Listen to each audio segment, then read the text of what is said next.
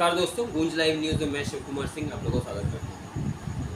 साथियों, आज फिर एक क्राइम स्टोरी लेकर के आप लोगों के सामने पेश हुआ। आपने एक मूवी देखी होगी, no one can kill Jessica. Jessica murder case पर ये मूवी थी। इस मूवी की जो मेन लीड हीरोइन थी वो रानी मुखर्जी थी। बहुत उम्दा रोल किया था उन्होंने इस फिल्म में, इस मूवी में। और आपको पता ही होगा ये मूवी रियल घटना पर आधारित है। 29 अप्रैल 1999 ये वो दिन था जब एक ताकतवर सांसद, ताकतवर शख्स का बेटा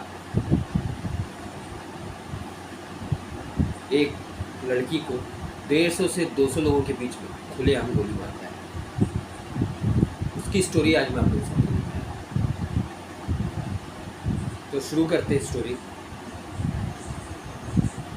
साथियों, दिल्ली में मेन जो दिल्ली है वहाँ पर कुतुब हवेली कॉलोनाइड नाम की एक जगह है,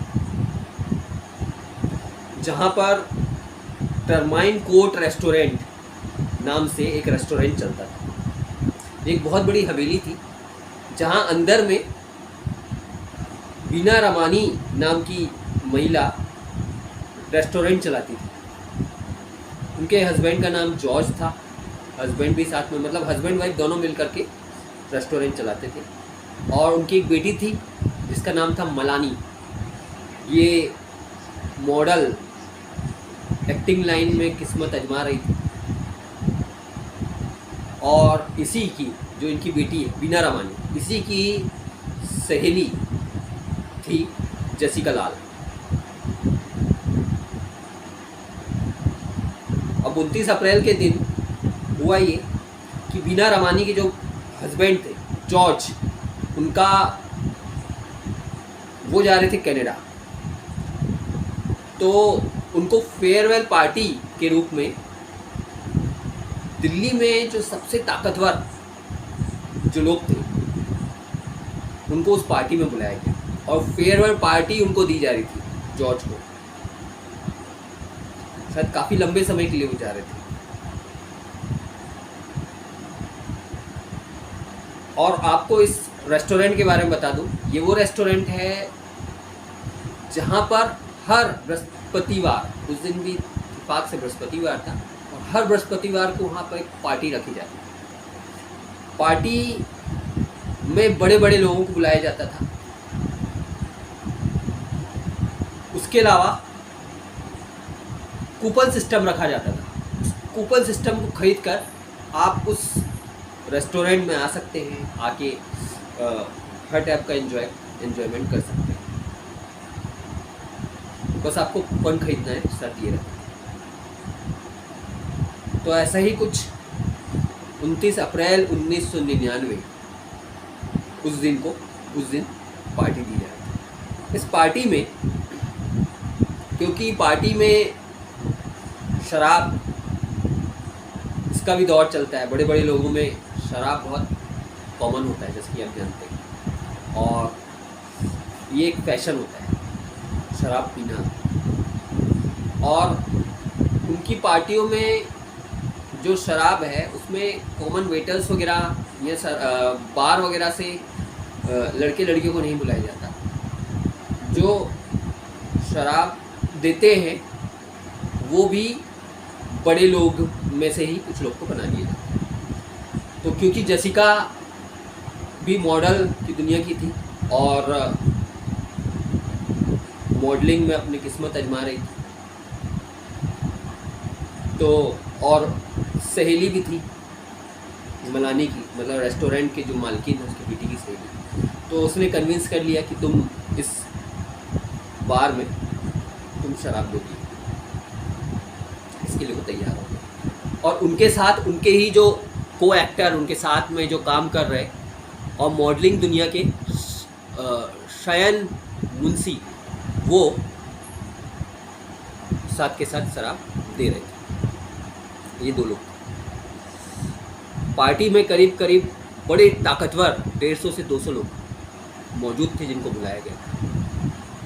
और बाकायदा पार्टी 8 बजे से रात के 11 साढ़े 11 बजे दौर का पार्टी का चालू था। वहीं दूसरी तरफ दोस्तों, हरियाणा के कांग्रेस के मंत्री रहे विनोद शर्मा, सबसे ताकतवर पावरफुल मंत्री उस समय के रहे। उनके सुपुत्र मनु शर्मा, उनको चंडीगढ़ जाना था। ये मनु शर्मा वही शख्स है जिस पर जसिका के हत्या का आरोप है। मनु शर्मा को चंडीगढ़ निकलना था अपनी माँ के साथ में, लेकिन वो कुछ बहाना बना के चंडीगढ़ ना जा कर के अपने दोस्तों के साथ में दिल्ली में ही उस हवेली कॉलोनेड हवेली जो है कुतुब, वहाँ से करीब करीब 17 से 18 किलोमीटर दूर फ्रेंड्स कॉलोनी के एक बहुत बड़े हवेली में अपने 4 मित्रों के साथ में दारू पार्टी कर रहे होते हैं। वक्त हो गया रहता है रात का 11:30 बजे। अचानक मनु शर्मा को याद आता है कि हर बृहस्पतिवार को कुतुब हवेली में पार्टी चलती है, बार रेस्टोरेंट चलता है, बहुत बड़े बड़े लोग उस पार्टी में आते हैं। तो प्लानिंग चारों दोस्तों को बनता है कि तुरंत यहाँ से निकल चलते हैं हवेली, वहाँ पर पार्टी करते हैं। और ये 4 मित्र, मनु शर्मा, साथ के साथ विकास यादव के बारे में बताना चाहूँगा। विकास यादव ये वही है जो डीपी यादव, यूपी के कांग्रेस के विधायक डीपी यादव, उनके सुपुत्र हैं। मतलब मनु शर्मा और विकास यादव दोनों ही बड़े रसूखदार नेताओं के पुत्र थे। उनके साथ में 2 और थे, अमरदीप गिल और आलोक शर्मा। अब दोस्तों, मनु शर्मा अपने दोस्तों के साथ, तीनों दोस्तों के साथ मिलकर के अंदर रेस्टोरेंट के अंदर घुसते हैं। करीब वक्त रहता है 11:30 से 11:45 बजे। उस वक्त लगभग जो पार्टी का स्वभाव है वो ख़त्म हो गया रहता है, दौर ख़त्म हो गया रहता है। रेस्टोरेंट में जो ड्रिंक है वो भी ख़त्म हो गई रहती है और पूरा पैकिंग कर रही होती है। और उस वक्त जसिका और सैन मुंशी, ये दोनों वहाँ पर सब कुछ पैकअप कर रहे होते हैं। लेकिन उसी बीच मनु पहुँचते हैं और उनसे ड्रिंक मांगते हैं। मना कर देती है जसिका लाल, बोलती है ड्रिंक नहीं है, ख़त्म हो गया और अब टाइम भी हो गया है। 1 से 2 बार रिक्वेस्ट करते हैं मनु शर्मा, वो बोलते हैं ये नहीं है, ड्रिंक नहीं है। उसके बाद फिर अपने पर्स से 1000 का नोट निकालते हैं और उन्हें देने लगते हैं। फिर जसिका बोलती है कि ड्रिंक नहीं है और टाइम भी हो गया। अपनी दोस्तों के सामने अपनी बेइज्जती होता हुआ देख करके मनु शर्मा रिवॉल्वर निकालते हैं अपने जेब से और पहले फायर करते हैं, ऊपर हवा में फायर करता है पहले। तब भी जसिका लाल डरती नहीं है और बोलती है ड्रिंक नहीं है, वही उनका सेम जवाब होता है। उसके बाद उनको गुस्सा आता है और गन का जो पॉइंट रहता है वो उनके जसिका लाल की तरफ घुमा देते हैं और गोली मार देते हैं।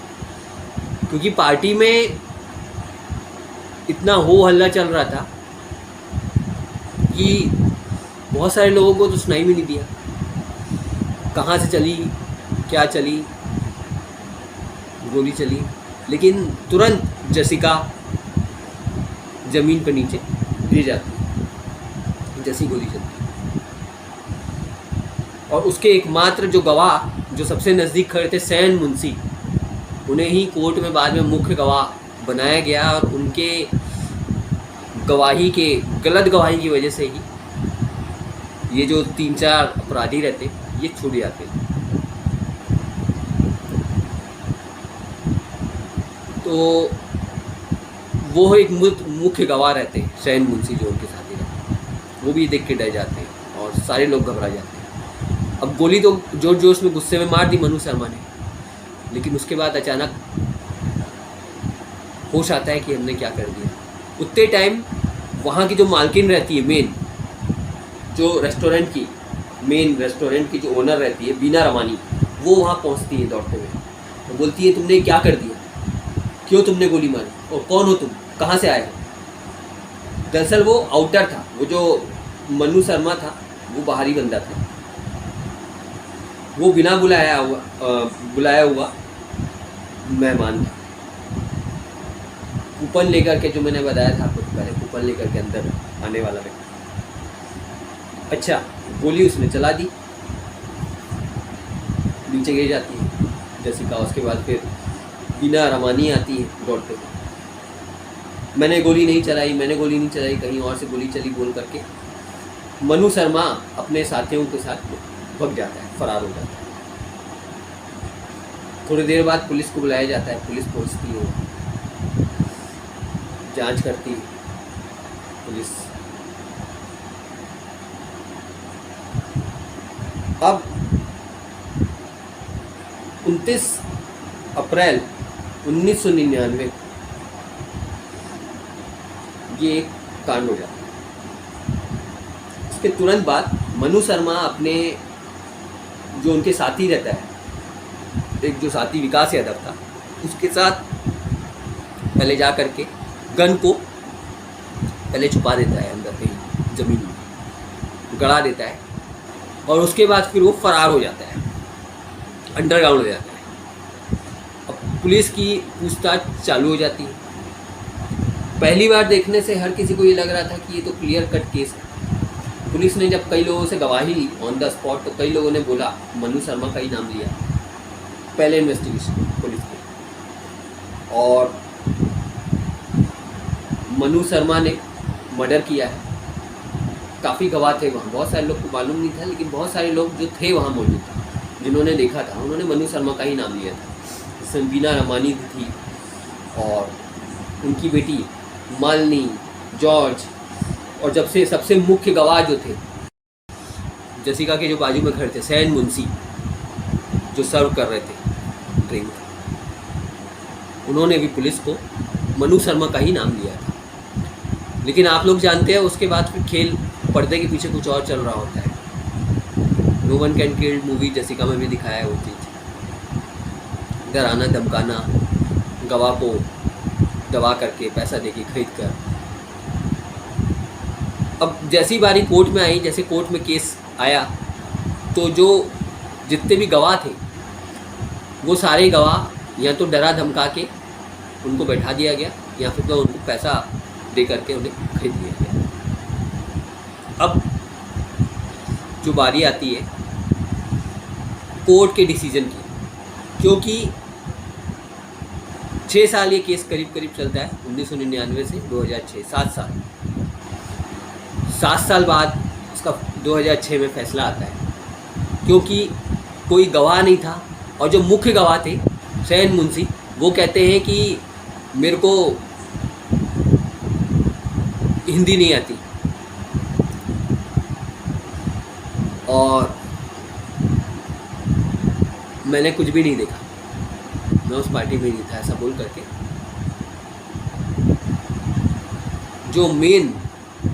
जो मनु शर्मा और विकास यादव और बाकी जो 2 दोस्त थे अमरदीप गिल और आलोक खन्ना, उन चारों को कोर्ट बरी कर देती है 2006 में। उसके बाद जब लोगों के बीच में ये बात पता चलती है कि ये सिंपल मर्डर केस, जिसमें कई गवाह थे, कई लोगों ने देखा कैसे मर्डर हुआ है और सबको मालूम है मनु शर्मा ने मर्डर किया है, उसके बाद भी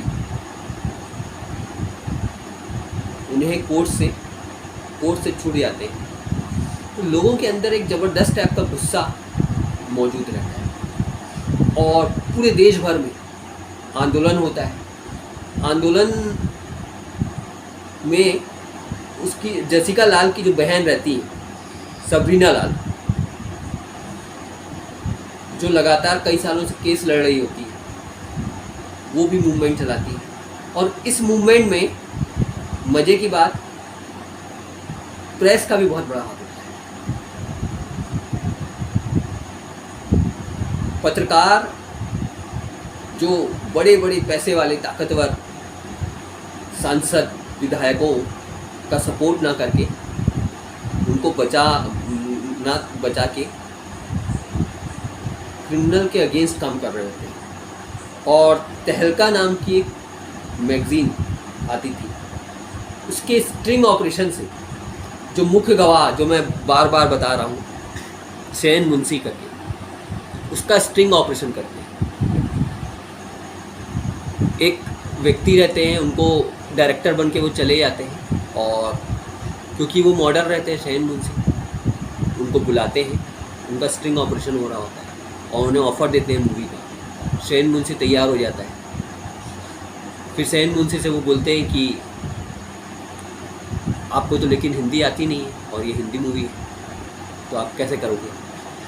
तो शैन मुंशी बड़े बड़े हिंदी के जो डायलॉग रहते हैं, क्योंकि हिंदी तो उन्हें आती थी, लेकिन उन्हें पैसा देके दबा दिया गया था, डराया धमकाया था, तो वो बड़े बड़े डायलॉग डिलीवरी शैन मुंशी करके दिखाते हैं। तो जब वो वीडियो आया सामने, साथ में जसिका वाले केस में भी उन्होंने एक्सेप्ट किया उस स्ट्रिंग ऑपरेशन में कि कैसे मनु शर्मा ने उनका मर्डर किया। उसके अलावा और भी बहुत सारे जो गवाह थे, उनका स्ट्रिंग ऑपरेशन किया तहलका मैगज़ीन।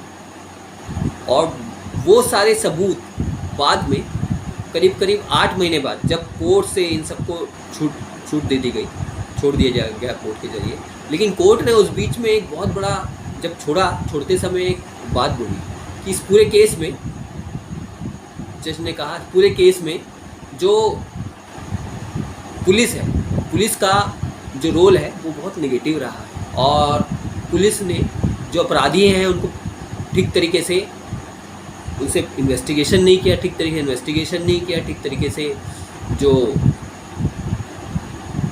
गवाह हैं उनसे पूछताछ नहीं करी। पुलिस की लापरवाही की वजह से आज ये केस बहुत कमज़ोर हो गया है, ऐसा बोल करके कोर्ट ने उन्हें छोड़ा, जिसकी वजह से दिल्ली के जो कमिश्नर थे उनको बाहर आकर के बोलना पड़ा, नहीं हम इन्वेस्टिगेशन करेंगे और अलग से एक इन्वेस्टिगेशन हम करेंगे और पता लगाएंगे कौन है इसमें, और किसी को बख्शा नहीं जाएगा। उसके बाद फिर लगातार देश भर में लोगों में गुस्सा कि पैसे वाली औलाद, इनके पास ताकत है, पैसा है, पैसे के बल पे कुछ भी कर लेते हैं, मर्डर करके भी छूट जाते हैं। देश भर में बहुत बड़ा एक आंदोलन हुआ। जसिका हत्याकांड में देश भर में एक बहुत बड़ा मूवमेंट हुआ, उसका भी एक प्रेशर कोर्ट के ऊपर पड़ा। और 8 महीने बाद 2007 में दोबारा हियरिंग चालू हुई हाई कोर्ट की, और हाई कोर्ट ने बोला कि ये जो केस है ये फास्ट इसमें हियरिंग करी जाए, और अलग अलग डेट ना दे करके डेली रोज़ करी जाए, इसमें हियरिंग करी जाए, और फास्ट 25 दिन में केस का पूरा इन्वेस्टिगेशन हुआ, जिसमें ये सारे जो वीडियोज़ हैं, जो स्टिंग ऑपरेशन के वीडियो थे, जो बहुत इम्पॉर्टेंट योगदान इन वीडियोज़ ने दिया, मतलब मीडिया ने एक बहुत इम्पॉर्टेंट रोल अदा किया था इस पूरे केस में। एक सोचिए, जो हरियाणा के ताकतवर मिनिस्टर, उसका बेटा, जिसको पकड़ना बहुत ही मुश्किल था सब कुछ होकर के, लेकिन वो जो स्ट्रिंग ऑपरेशन थे जिसकी वजह से जो गवाह थे, जो कोर्ट में तो मानने से मना कर दिए थे कि हमने कुछ नहीं देखा बोले, लेकिन स्ट्रिंग में उन लोगों ने सारी चीज़ें कबूला और उस वीडियो को एक्सेप्ट किया गया, और उसके बेस पर गवाही फिर से दोबारा की गई और दोबारा केस चला 25 दिन में, और कोर्ट ने ये पाया कि ये चारों क्रिमिनल हैं मनु शर्मा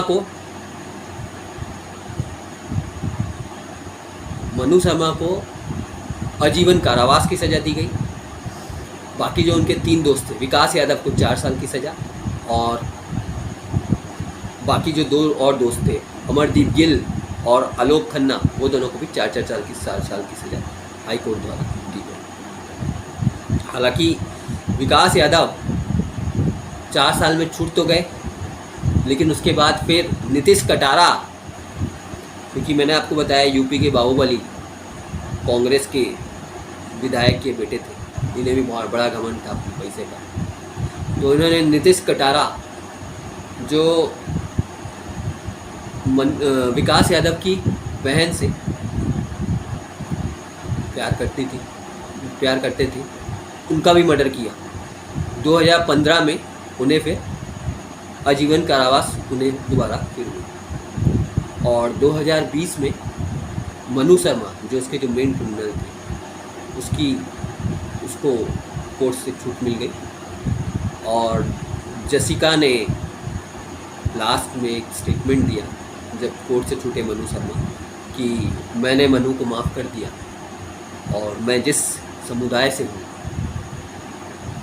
क्रिश्चियन है, जिस समुदाय से हूँ, तो हम लोग माफ़ करने पे भरोसा करते हैं।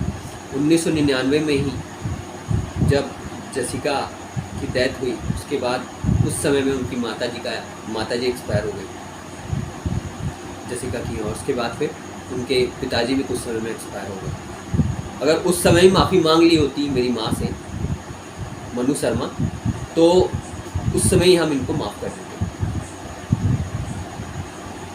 बहुत ही ब्रेव लेडी जो अपनी बहन के लिए लगातार लड़ती रही और लास्ट में उन्हें न्याय मिला। तो आज की ये स्टोरी थी जिस पर मूवी भी बनी, no one can kill Jessica. इसकी हीरोइन रानी मुखर्जी थी, पत्रकार का रोल उन्होंने अदा किया था। तो दोस्तों, आज जो क्राइम स्टोरी लाया था वो जसिका पर लाया था। उसी तरह की क्राइम स्टोरी और भी हम लेके आएंगे, आप लोग सामने पेश करेंगे। लेकिन आप लोग से दरख्वास्त है, हमारा YouTube न्यूज़ चैनल है जो आप लोगों के लिए, और हमारा काम है आप लोग के लिए न्यूज़ देना, और हमारे पर हम कोई गोदी मीडिया नहीं जो किसी पार्टी विशेष के लिए काम कर रहे हैं। हम केवल आपके लिए लड़ रहे हैं, आपके लिए कर रहे हैं। तो हमें सब्सक्राइब करें, लाइक करें, शेयर करें। हालांकि सब्सक्राइब आप लोग कर रहे हैं, लेकिन जैसे कि आप जानते हैं, बड़े बड़े जो न्यूज़ चैनल हैं, जो न्यूज़ चैनलों में आज गोदी मीडिया बन गई है, और अभी हाल ही में जो खबर आई है NDTV न्यूज़ चैनल का, NDTV न्यूज़ चैनल भी तो भी खरीद लिया अडानी जी ने, मोदी के जो मित्र हैं। किस दबाव में मीडिया जो न्यूज़ चैनल है, वो न्यूज़ नहीं रहा, चैनल ही बस बन के रह गया है, और गवर्नमेंट चैनल बन के रह गया है। तो अब आने वाले समय में ये उम्मीद करिए YouTube चैनल ही है जो आपको न्यूज़ देगा। उसके लिए ताकत आपको YouTube चैनल से बढ़ानी पड़ेगी, और हमारा भी YouTube चैनल है जो प्रतिबद्ध है कि आप लोगों के लिए ही काम करेगा, क्योंकि आप लोगों के लिए ही काम गूंज शुरू से करता आ रहा है। हमारी एक मैगज़ीन पहले निकलती थी, उसमें भी लगातार हम लोग जो बड़े बड़े पार्टियां हैं, बड़े बड़े नेता हैं, उनके खिलाफ छापते थे। हम पर दबाव रहता था, लेकिन उसके बाद भी छापते थे। और आज छत्तीसगढ़ में कांग्रेस की गवर्नमेंट है, कांग्रेस के खिलाफ भी हम लगातार छाप रहे हैं। सेंट्रल गवर्नमेंट जो BJP की है, उसके खिलाफ भी हम खबर लगातार लेकर के आ ही रहे हैं, और लेके आएंगे ही आएंगे। तो प्लीज़ हमें ताकत दीजिए, सब्सक्राइब करें। सब्सक्राइब करने में आपको कोई 1 रुपया नहीं लगना, नीचे दिए गए बटन पर आप सब्सक्राइब कर सकते हैं। और इसके अलावा आपके पास अगर कोई खबर होती है तो आप हमें नीचे दिए गए नंबरों पर कॉल लगा करके हमें बुला सकते हैं, हमारी टीम को बुला सकते हैं। फिलहाल के लिए मैं शिव कुमार सिंह, मुझे याद दीजिए।